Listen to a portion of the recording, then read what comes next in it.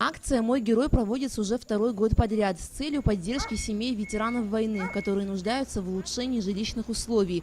В этом году в рамках акции 14 семьям ветеранов войны из сел Кацикыта, Уарча, Лашкиндар, Чилоу, Пакващ и городов Ткварчал, Сухум и Гудаута была передана необходимая домашняя техника. В этом году мы увеличили географию нашего проекта и также расширили категории получателей подарков от нас.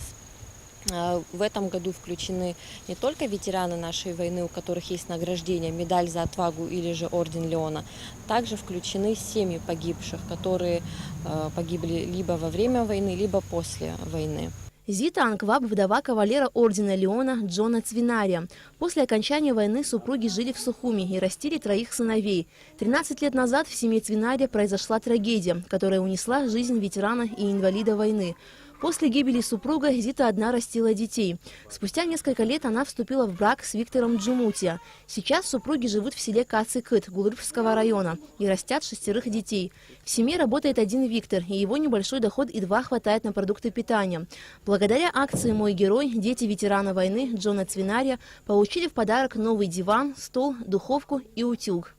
Благодаря нашей камочке узнала сколько детей.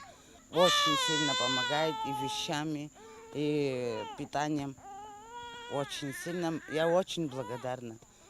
Кроме нее в жизни нам никто не помогал на самом деле. Она мне как сестра сейчас.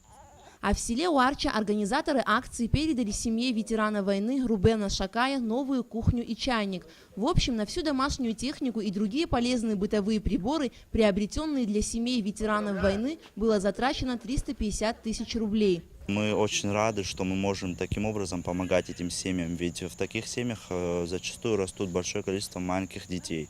А как известно, будущее – это молодежь, будущее – это дети, и нам очень важно, чтобы эти дети воспитывались в хороших условиях. Организаторы акции «Мой герой» и в будущем намерены проводить мероприятия в поддержку ветеранов Отечественной войны народа Абхазии.